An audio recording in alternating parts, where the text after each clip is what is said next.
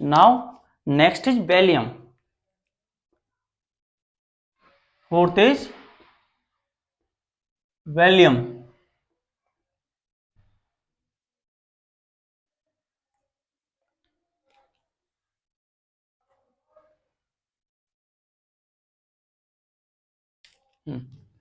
जो हमारी फोर्थ है वो वैलियम में। वैलियम का जो एटॉमिक नंबर होता है Z इक्वल्स टू 4 होता है। Atomic number of Valium is 4। तो उसका इलेक्ट्रॉनिक कन्फ्यूजन कितना हुआ? इलेक्ट्रॉनिक कन्फिग्रेशन EC जो उसका होगा 2 2 K एंड L। इस तरीके से उसका इलेक्ट्रॉनिक कन्फिग्रेशन बनेगा। नाउ जो यहाँ न्यूक्लियस है, ये न्यूक्लियस बना, यहां पर ये हमारी ऑर्बिट और ये हमारी दूसरी ऑर्बिट।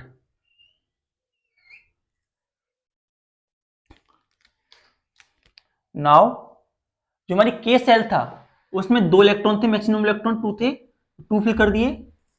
सिमिलरली जो हमारा एल सेल था उसमें मैक्सिमम इलेक्ट्रॉन 2 थे। तो इस तरीके से हमारी फिलिंग हो जाती है for the case of valium. Now fifth boron B. इसमें Z जो होता है atomic number Z equals to 5। Z की वैल्यू जो होती है हमारी 5 के बराबर होती है और इलेक्ट्रॉनिक कन्फिग्रेशन EC जो होता है वो 2 3 के बराबर होता है। 2 3। नाउ KL ये हमारे यहां पर सेंटर होता है, यहां पर एक सेल, यहां पर सेकंड सेल।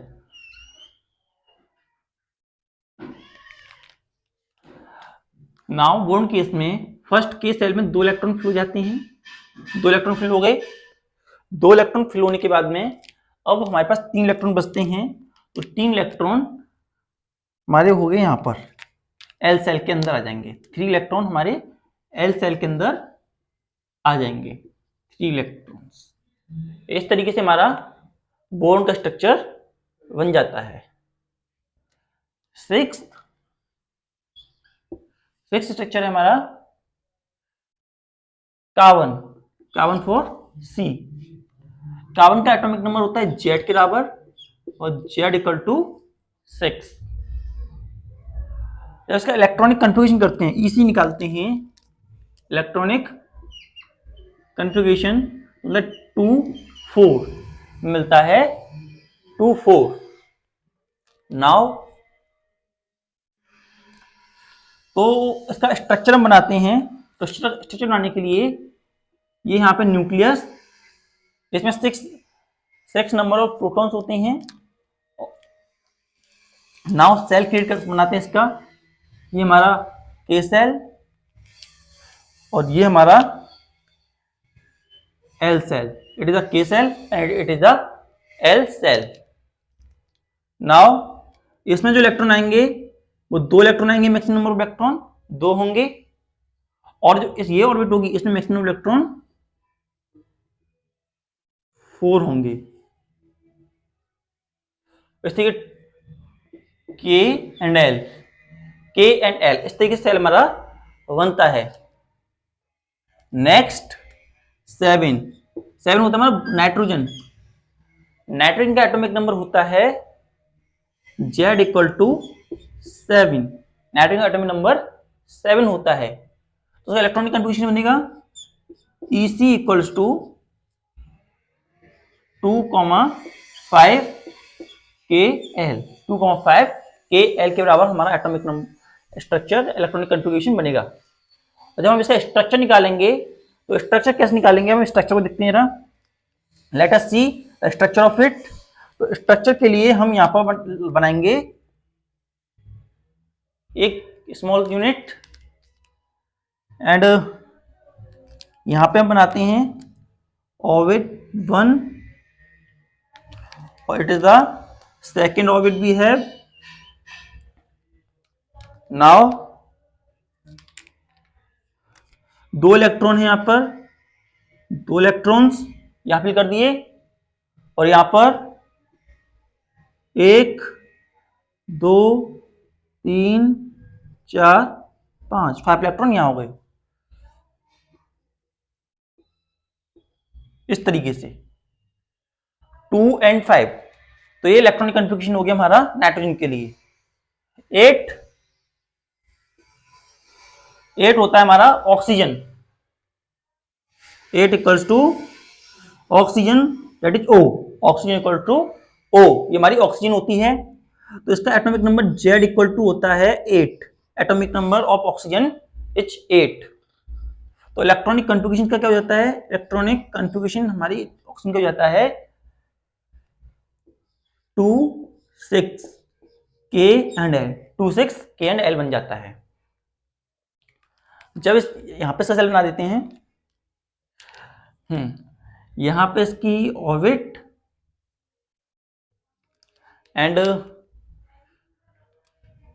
यहां पर एक सेल और यहां पर सेकंड सेल। नाउ एक इलेक्ट्रॉन यहां लिया, एक इलेक्ट्रॉन यहां लिया, के सेल में मैक्सिमम नंबर इलेक्ट्रॉन 2 आ सकते हैं और इसमें मैक्सिमम नंबर इलेक्ट्रॉन 6 आ सकते हैं। 1 2 3 4 5 6, तो 6 इलेक्ट्रॉन हमने यहां पे फिल कर दिए। इस तरीके से मैक्सिमम इलेक्ट्रॉन हमने यहां पे फिल कर दिए। ओके, नाउ इसके बाद हम 9 देखते हैं।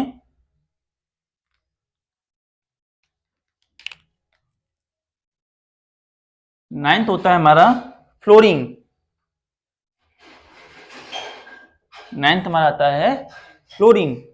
फ्लोरीन का एटॉमिक नंबर होता है, जेड की वैल्यू होती है 9, फ्लोरीन की एटॉमिक वैल्यू होती है 9। तो इसीलिए इसका इलेक्ट्रॉनिक कन्फिग्रेशन क्या होता है, इलेक्ट्रॉनिक कन्फिग्रेशन मीन टू से number of electron in outermost orbit, किस तरीके से अरेंज होते हैं। तो इसका ईसी आता है 2 7, क्या आता है 2 7, नोट डाउन।